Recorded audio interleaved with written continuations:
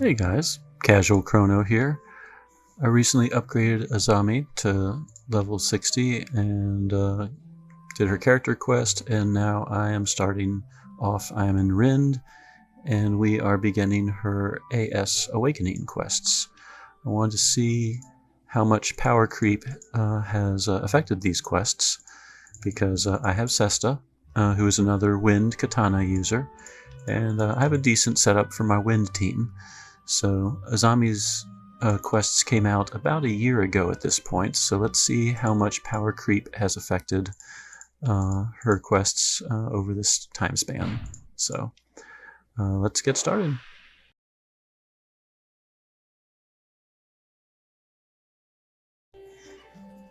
Alright guys, this is the Love God Spirit in Azami's character quest for her awakening. The wiki doesn't have really any information about it. I don't know how much health it has. All I seem to see is that it resists wind. So we're going to fight it with a wind team and just see if Sesta's power creep can make this fight trivial.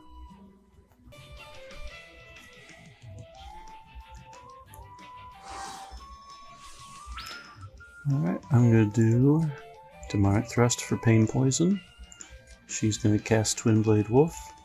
I'm going to improve Twin Blade Wolf by increasing strength with AS Yifa.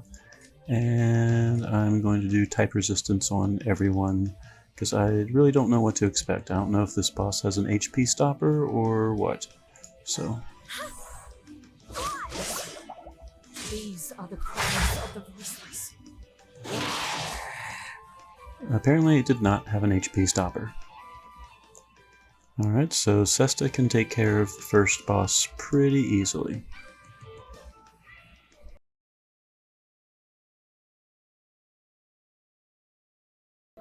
Alright guys, so this is the second fight in Azami's AS series quests in Ari Plateau. The wiki doesn't say much about this mob either, except that it does have an HP stopper at 50%.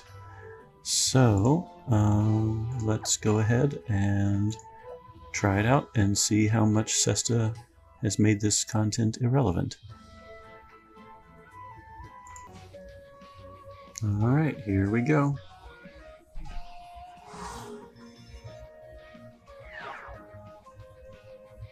Oh, looks like Soira's confused already.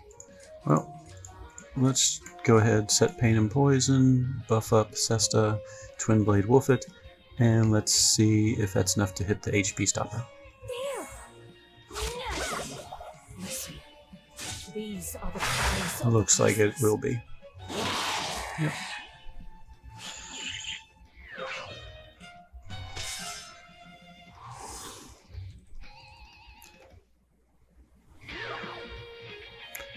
Alright, Soya is still incapacitated. Chances are I can just finish it off with a Twin Blade Wolf, and that will be that. Listen. These are the cries of the voiceless. Yep, there we go. Second boss down.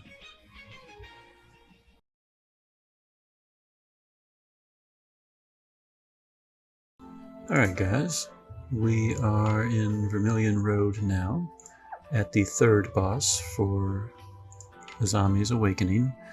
According to the wiki, this boss has multiple HP stoppers, and it starts off null to slash and blunt.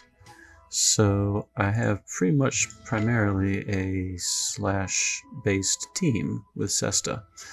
And I don't think Suzette is powerful enough to knock out that much damage by herself. So we're going to try this fight, see what happens basically, and I might have to tweak my party as a result.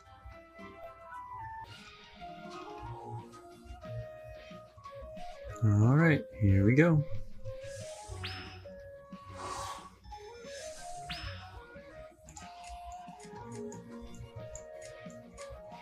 Yep, Starving Wolf says null attack. So We'll Twin Blade Wolf it and see what happens, but I'm not too hopeful. And Sawyer will just do resistance. These are the colors of the voices. Nope, Sesta's not going to be any help here.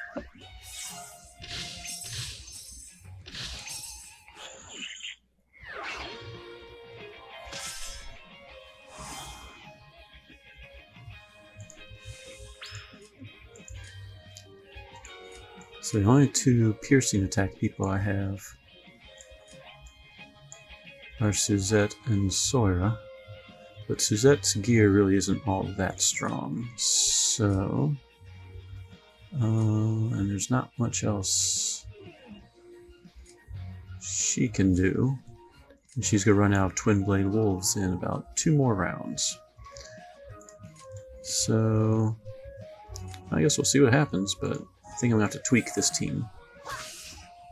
Listen. These are the colors of the voiceless.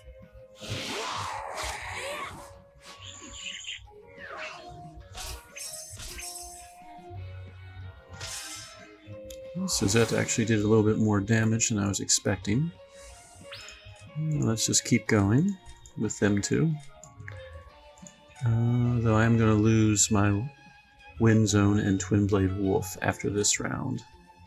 So, might be a good idea in the future to have a Wind Setter. Listen. These are the colors of the voiceless. Alright, that was the first HP stopper. Now it should be weak to Slash and Blunt. So we'll do a Starving Wolf, we'll do an Anwar,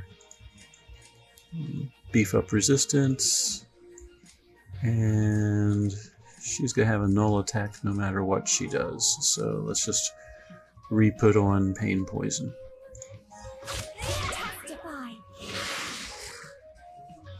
Alright, so Starving Wolf alone was able to knock off 25% health. We're back to being weak to Pierce. So, you know what I'm going to do, because I'm just lazy and feel like speeding this up a little bit. I'm going to blow the AF bar now and try to get in a few Dragon Assaults. See if I can get down that 25% stopper. Because I'm reasonably sure that a Starving Wolf will finish the job.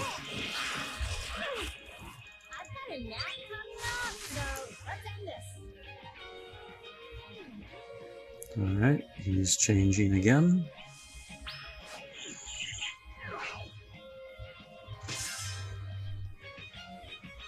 Alright, Sesta, Starving Wolf. I'll beef her up a little bit.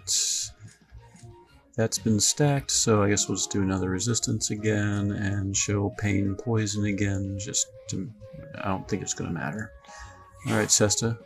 Let's see how Power Creep takes care of things. So there we go. Not a very optimal group for that boss, but it was doable. So 3 bosses down, and I have not had to change my lineup.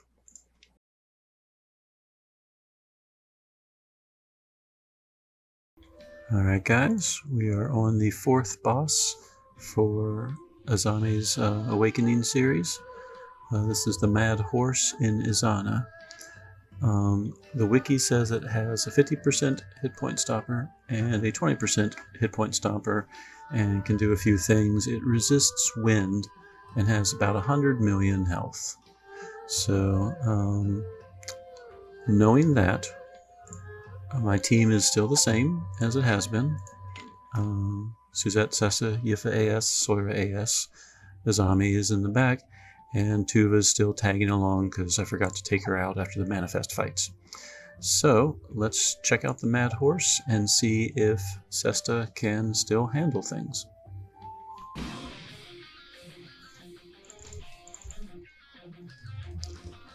Alright, Now, like all these fights, I pretty much have only 3 turns to do severe amounts of damage because of the Awakened Zone. So, for this fight, I know there's a 50% HP stopper. I think I'm going to go ahead and blow the AF bar now, because according to the wiki, his very first move is going to be, he's going to knock someone back to reserves. While he'll probably knock Soira because of rage, I don't want to have to deal with moving her back in and wasting another turn to do that. So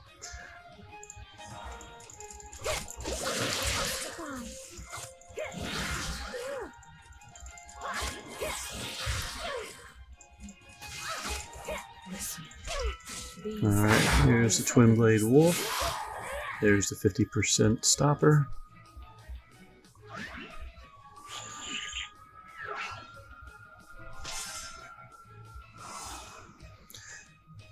So I was able to work in a Pain Poison, I was able to work in a Foi Sincere for resistance, and I did not work in this. So this round, we're going to increase her strength, Twin Blade Wolf again, Dragon Assault again, and Floor Breeze it again. And hopefully we'll knock him down to the 20% stopper. These are the cries of the Yep, looks like he's around 20% now.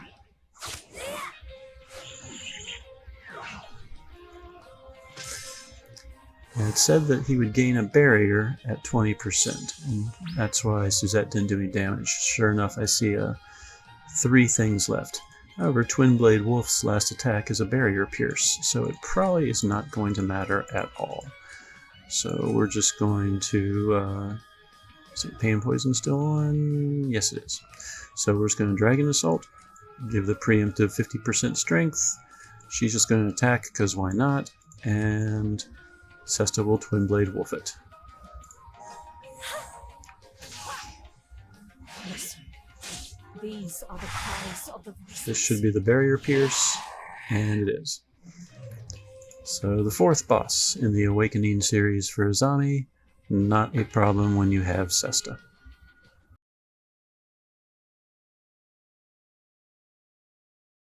Alright guys and gals, we are in the Kunlun Mountains for the 5th and final fight for the Azami AS Awakening quests. This particular boss, according to the wiki, has 184 million health and does resist wind, but we're sticking with the same group as before. So it has a 50% HP stopper, and the wiki has a whole bunch of descriptions of things that it can do, but true to fashion, we are going to attempt to see how much Sesta has power crept this entire series. And hopefully we'll knock it out within 3 turns. So let's see how Sesta does. According to the wiki, the first move that this boss is going to do is going to attack an enemy 3 times with 3,000 damage. Soya cannot survive that, so I think I am going to blow the AF bar right away. I'm going to lay down Pain.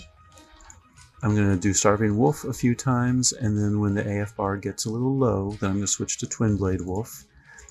She is going to try and hit both Anne Noir and her power buff, and Soira is going to try and reduce the boss's power a few times and toss in a Foi Sincere as well for some defense. So that's going to be the goal. Let's see if my reflexes are good enough.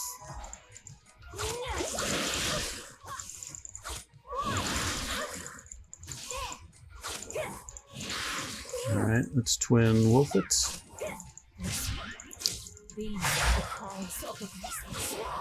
And hope we can get down to the 50% stopper. Looks like we might have.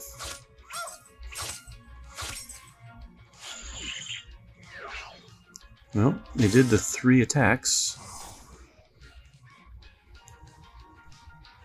And cast Lovesick. Alright, I don't know if I hit the stopper or not, but we're just going to Twin Blade Wolf it one more time. And we're going to Let's do a floor breeze.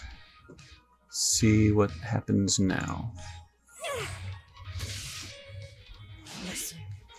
These are the cries of the Alright, looks like now we've hit the HP stopper for sure.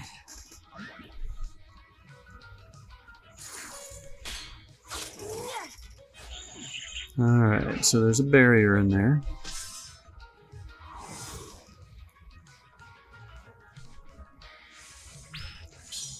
Alright, this is the third and final turn I'm going to have with Twin Blade Wolf.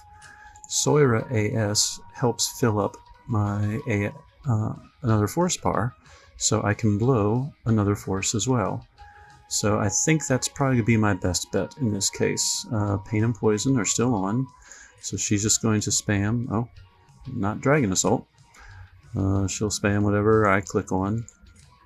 I'll spam Starving Wolf once or twice and then switch to Twin Blade Wolf. I guess she'll spam an Aurora because that one's blocked. And she'll spam whatever I feel like spamming as well. Because the main thing is, as long as Twin Blade Wolf goes off, hopefully I'll be able to do enough damage to defeat the boss. So let's see. Let's get started. We'll hit Twin Blade Wolf now. These are the cries of the voiceless. Yeah, little sliver of health left. That could be good or bad.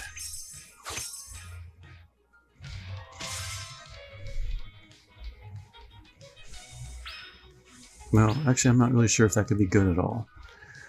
Alright.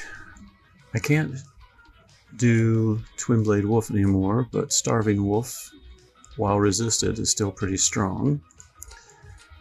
I'll do Dragon Assault. We'll try and buff their power, and I guess I'll do a Floor Breeze and hope that Starving Wolf is strong enough. There's no more barrier anymore, so let's just see if Sesta's power will knock it out. Yep, sure did.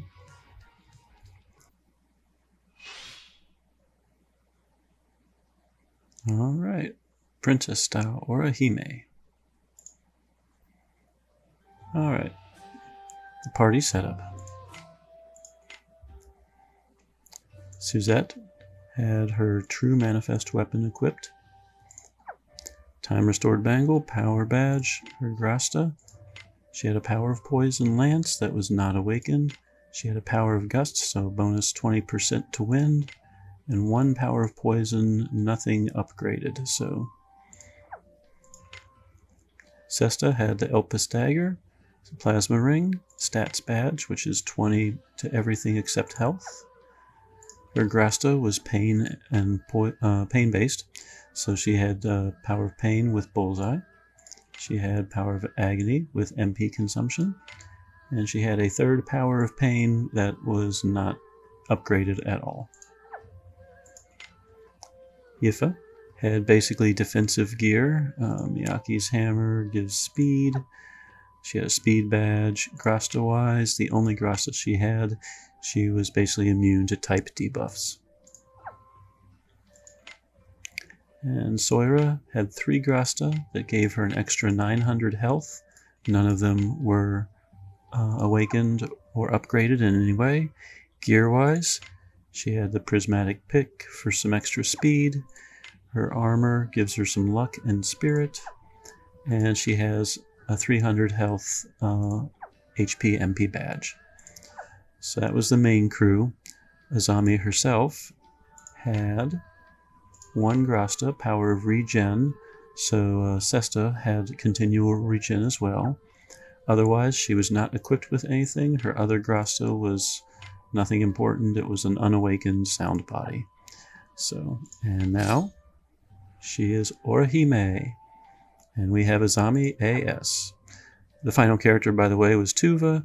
I had just forgotten about her from some Manifest fights earlier, and she was not really equipped with anything that would have benefited the party anyway. So Tuva was just along for the ride. So there you go. The same 5 people were able to complete all of Azami AS's character quests, and Sesta was able to power creep them pretty nicely. So there you go. Casual Chrono, signing out.